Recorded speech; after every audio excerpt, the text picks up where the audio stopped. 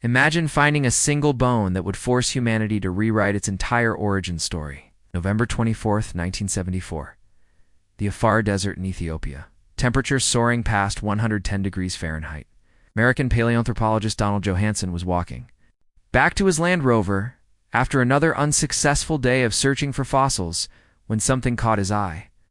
A small fragment of bone, bleached white by the African sun, protruding from the ancient sediment. What happened next would change everything. We thought we knew about human evolution. Johanson knelt down and realized he wasn't looking at just any bone. This was part of an arm bone, but it was unlike anything he'd ever seen. Too small to be human, too advanced to be ape. His heart started racing as he scanned the surrounding area. More bones, everywhere. Ribs, vertebrae, pieces of pelvis. Leg bones scattered across the slope like pieces of an ancient puzzle waiting to be solved. In that moment, Johanson knew he had discovered something extraordinary, something that would shake the scientific world to its core. He radioed his team immediately. "I think I've found what we came here for." Within hours, the entire excavation site was buzzing with activity. Scientists worked frantically under makeshift tarps, carefully brushing sediment away from what would become the most complete early human ancestor skeleton ever discovered. 40% of the skeleton was intact. In paleontology terms, this was like winning the lottery while being struck by lightning during a solar eclipse. Most early human fossils consist of a few fragments, maybe a jaw or a skull piece.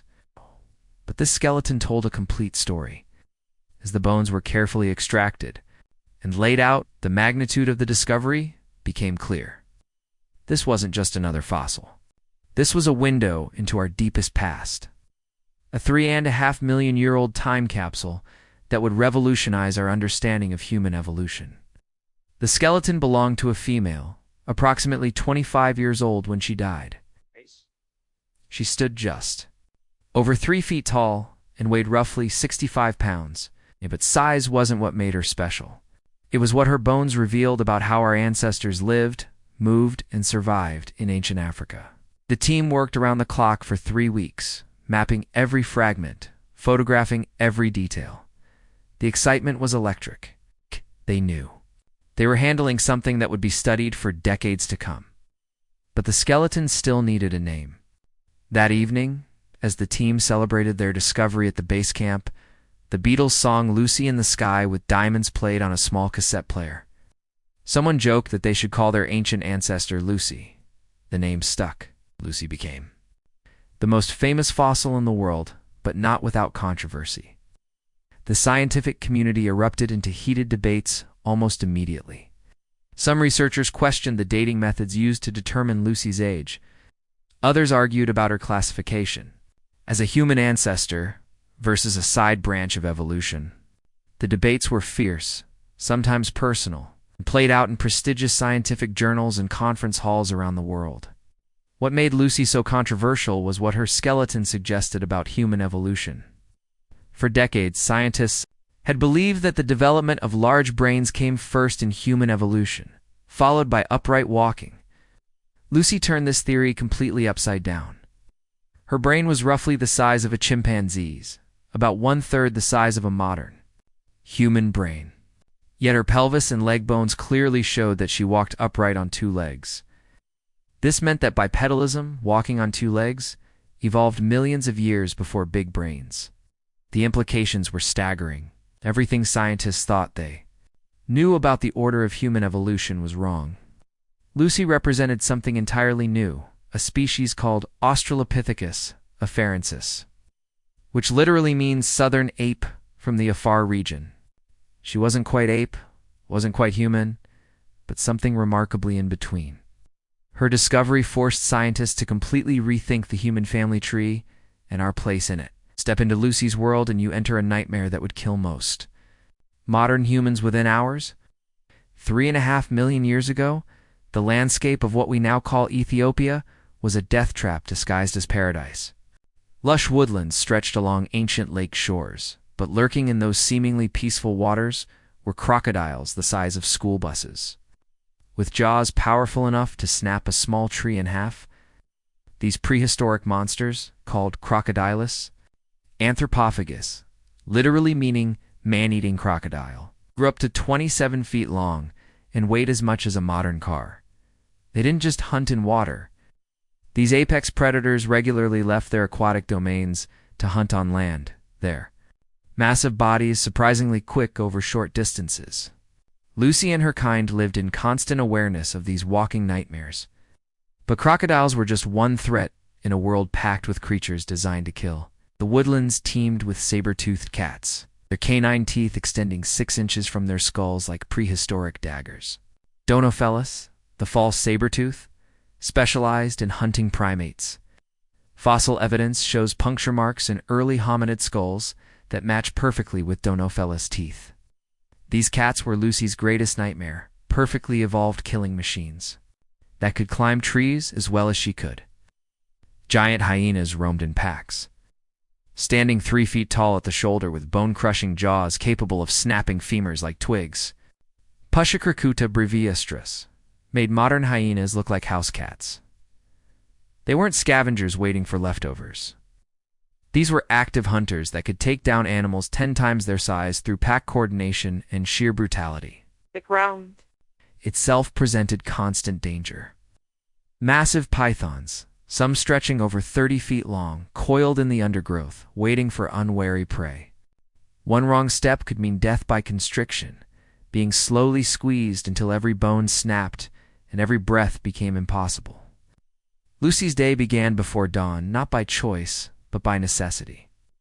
In this world, being caught in the open during daylight meant almost certain death. She would wake in the safety of trees, having spent the night 15 to 20 feet above the ground, where most predators couldn't reach her. Her first challenge was finding food while avoiding becoming food herself. Lucy was primarily a plant eater, but in a world where every calorie counted for survival, she couldn't afford to be picky. Her diet included fruits, seeds, tubers, and occasionally insects or small animals. Finding enough food required traveling several miles each day across dangerous territory. Her unique anatomy was perfectly adapted for this deadly game of survival. Lucy's pelvis had evolved for upright walking, allowing her to cover long distances efficiently while keeping her hands free to carry food or use primitive tools. But she retained incredibly long, strong arms and curved fingers that made her an expert climber. When danger approached, she could scramble up the nearest tree in seconds, a skill that meant the difference between life and death. Her feet tell an amazing story of adaptation. The bones showed clear evidence that Lucy could walk upright for miles, but her big toes were still partially opposable like thumbs, perfect for gripping branches. She lived in 2 worlds simultaneously, equally at home on the ground and in the trees. This dual lifestyle was revolutionary. No creature before. Lucy had mastered both terrestrial and arboreal living so completely. Water was both essential and deadly. Lucy needed to drink regularly, but every trip to the lake shore was a calculated risk. She would approach water sources in groups, with individuals taking turns to drink, while others watched for predators. The sight of ripples in the water could send the entire group scrambling for the trees. Even the weather was trying to kill her. The climate was transitioning from humid forest conditions to drier savanna, creating unpredictable and extreme weather patterns. Sudden storms could flood valleys within minutes, while prolonged droughts made finding food nearly impossible. Lucy survived by reading the subtle signs in her environment, knowledge passed down through generations of her kind. Communication was crucial for survival, though Lucy's species hadn't developed language as we know it. They used a complex system of vocalizations, gestures, and body language to warn of danger, coordinate group movements, and share information about food sources. A particular grunt might warn of an approaching predator, while specific hand gestures could indicate the direction of ripe fruit. The most remarkable aspect of Lucy's survival wasn't her physical adaptations, but her intelligence. Lucy's skeleton didn't just rewrite textbooks. It detonated a scientific revolution that continues to reshape our understanding of human evolution 50 years later. The moment researchers confirmed that this small creature walked upright with an ape-sized brain, everything scientists thought they knew about human development crumbled. The implications were staggering and immediate. If Lucy could walk upright 3.5 million years ago with a brain no larger than a chimpanzee's, then the entire sequence of human evolution was wrong. For decades, the scientific establishment had maintained that intelligence came first, that our ancestors developed large brains, which then enabled them to walk upright and use tools. Lucy proved this theory was completely backwards. Walking upright evolved first, millions of years before big brains, fundamentally altering the trajectory of human development. This revelation triggered the most intense scientific controversy of the 20th century. Established researchers who had built entire careers on the brain-first theory fought viciously against Lucy's implications. Academic conferences became battlegrounds where reputations were destroyed and friendships ended over interpretations of bone fragments and joint angles. The debate wasn't just academic. It was deeply personal, because Lucy challenged the very foundation of what made humans special. The controversy intensified when researchers realized what Lucy's upright walking actually meant for human evolution. Standing upright freed her hands completely, allowing for more sophisticated tool use and food processing. It changed her field of vision, letting her spot predators and prey across vast distances. Most importantly, it altered her entire social structure. Upright walking enabled Lucy's species to travel longer distances efficiently, expanding their territory and bringing different groups into contact with each other.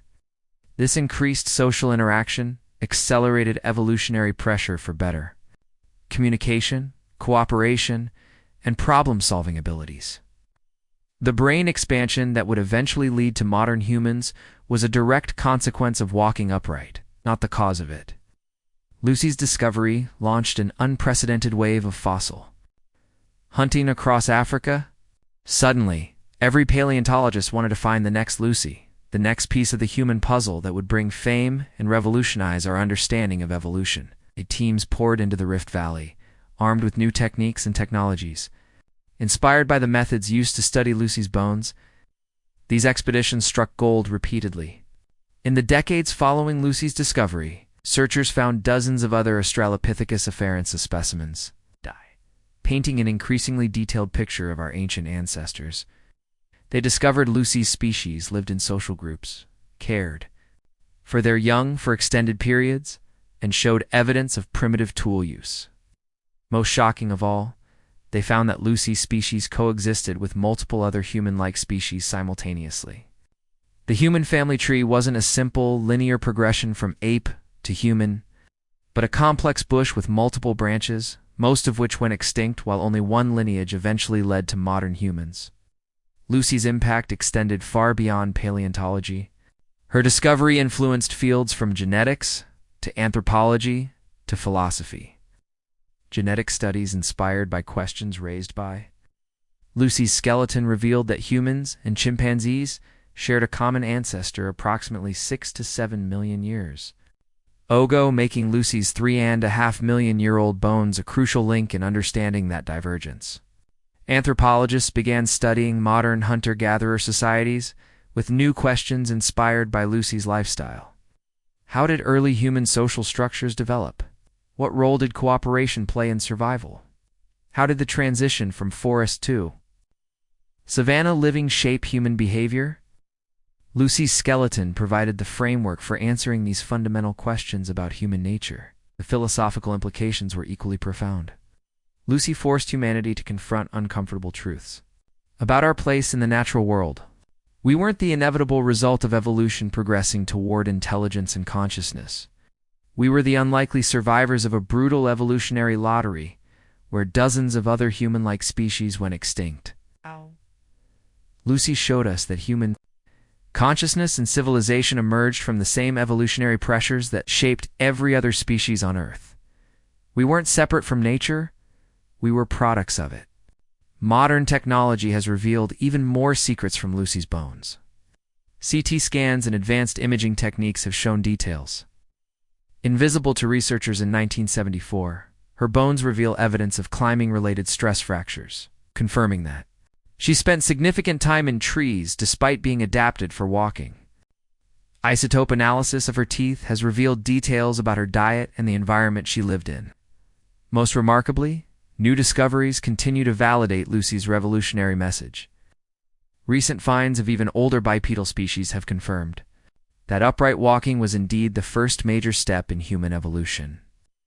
Lucy wasn't an anomaly. She was representative of a critical phase when our ancestors made the transition that would eventually lead to everything we consider uniquely human. Today, Lucy's skeleton remains the most studied fossil in the world. Her bones have been examined by thousands of researchers, inspiring countless scientific papers and continuing to yield new insights about human evolution. She has become more than a scientific specimen. She has become a symbol of human curiosity and our relentless quest to understand our origins. Lucy changed everything because she proved that the path to humanity wasn't inevitable or predetermined.